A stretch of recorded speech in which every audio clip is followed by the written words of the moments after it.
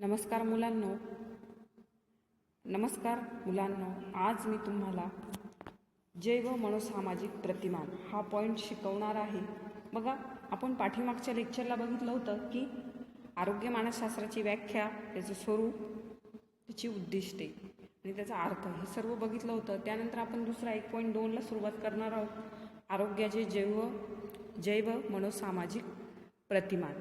यामध्ये वेगवेगळे प्रतिमान दिलेले आहे. आरोग्यावरील जीवशास्त्रीय प्रभाव असेल, आरोग्यावर मानसशास्त्रीय घटक प्रभाव टाकत असतात. त्याचप्रमाणे सामाजिक घटक, सांस्कृतिक घटक आणि पर्यावरण असे वेगवेगळे घटक काय करत असतात, व्यक्तीच्या जीवनावर किंवा आरोग्यावर परिणाम तिथे करत असतात. मानवी आरोग्यावरील जीवशास्त्रीय प्रभाव म्हणजे एखाद्या व्यक्तीचा अनुवंश किंवा शारीरिक इजा किंवा संसर्गाचा इतिहास होय. बघा, मानवी आरोग्यावर जीवशास्त्रीय प्रभाव हा व्यक्तीचा अनुवंश किंवा त्या व्यक्तीच्या अनुवंशामध्ये एखाद्या व्यक्तीला जर एखादा आजार असेल तर तो आजार पुढच्या पिढीमध्ये तिथे संक्रमित होत असतो. त्याचप्रमाणे शारीरिक इजा झालेली असेल किंवा संसर्ग झाला असेल तर त्याचा परिणामसुद्धा व्यक्तीच्या आरोग्यावर तिथे होत असतो. आरोग्यावर मानसशास्त्रीय घटकसुद्धा काय करतात, प्रभाव तिथे टाकत असतात, जीवशास्त्रीय घटक.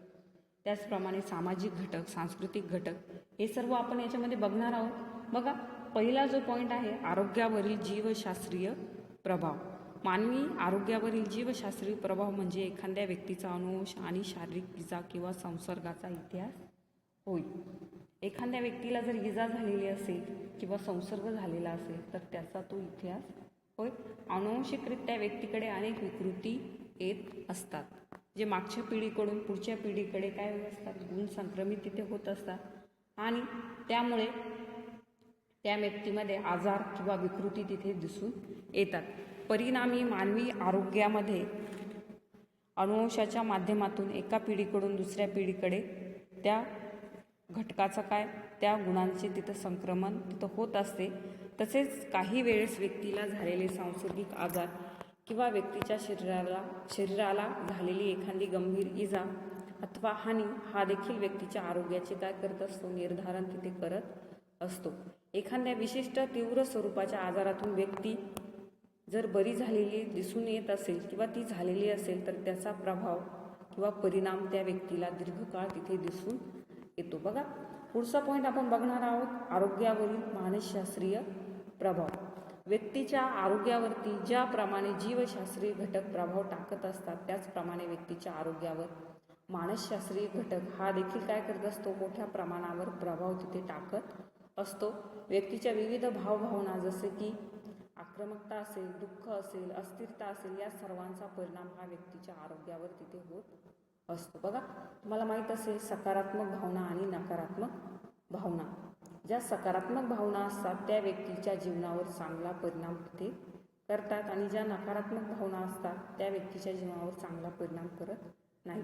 बघा, एखादी व्यक्ती जर खूप दुःखी असेल, नाराज असेल, अपसेट असेल जास्त, तर ती व्यक्ती काय करेल किंवा तिचं जे चेहऱ्यावरचं जे वर्तन असेल किंवा तिचा चेहरा काय असेल एकदम पडलेला तिथे असेल. बघा, तुमची एखादी मित्रमैत्रीण असेल, ती खूप अपसेट दिसत असेल किंवा नाराज दिसत असेल तर तुम्ही काय करता की तिला विचारता, काय झालं आज, तू खूप नाराज दिसते.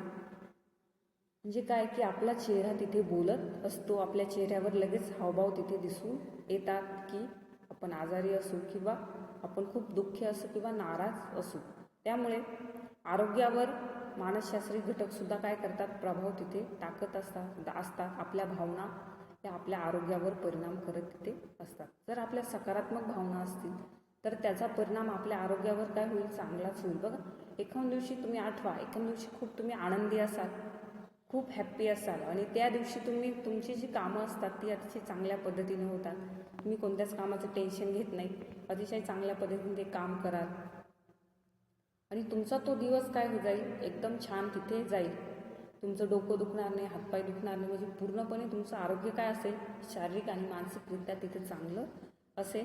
त्यामुळे आरोग्यावर मानसशास्त्रीय घटकांचा सुद्धा काय होतो, प्रभाव तिथे होतो. तुमच्या भावनांचा प्रभाव होतो. तुमच्या भावना जर चांगल्या असतील, पॉझिटिव्ह जर भावना असतील तर त्याचा परिणाम तुमच्या आरोग्यावर काय होईल, चांगलाच होईल. त्यामुळे कायम तुम्ही काय करा, तुमच्या भावना ज्या असतील त्या पॉझिटिव्ह तिथे ठेवा, सकारात्मक भावना ठेवा आणि नकारात्मक ज्या भावना आहे त्यांना तुमच्या जीवनामध्ये स्थान तिथे देऊ नका किंवा त्यांना इग्नोर तिथे करा आणि कायम हॅप्पी राहण्याचा काय करा तुम्ही प्रयत्न तिथे करा. बघा पुढे आपण बघणार आहोत सामाजिक घटक. पुढचा जो घटक आहे सामाजिक घटक, जैव किंवा जैव मनोसामाजिक प्रतिमानामध्ये पुढचा घटक आहे सामाजिक घटक. हा काय करत असतो, सामाजिक घटक जो आहे तो व्यक्तीचे वर्तन काय करत असतो, बदलत तिथे असतो. बघा एखाद्या व्यक्तीची जर नोकरी गेलेली असेल तर ती व्यक्ती काय करेल, अत्यंत प्रयत्न किंवा खूप प्रयत्न करून दुसरी नोकरी काय करेल, मिळवण्याचा तिथं प्रयत्न करेल.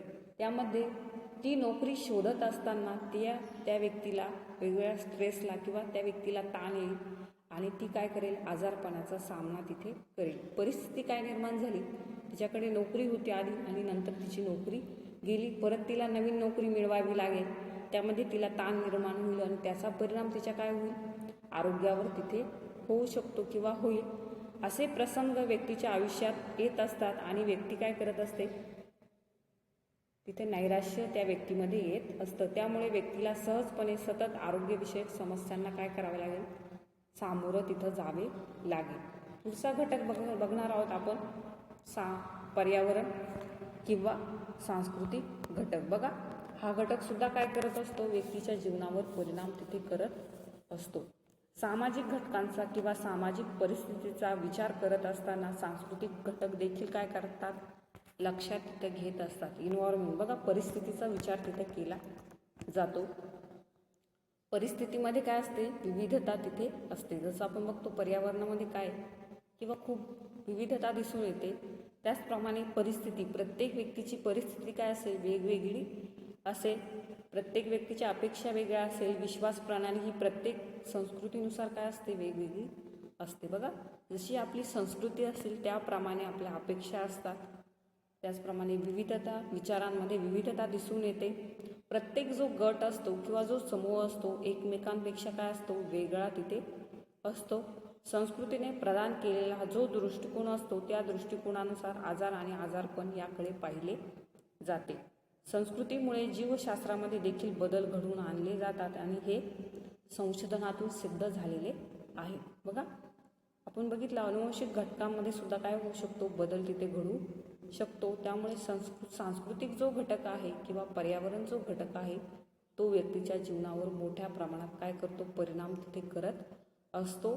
बघा आपण हे सर्व काय बघितलं, आजारपणाचे प्रतिजैविक किंवा जैव मनोसामाजिक प्रतिमान, हे सर्व बघितले या पॉईंटमध्ये, या लेक्चरला. थँक्यू.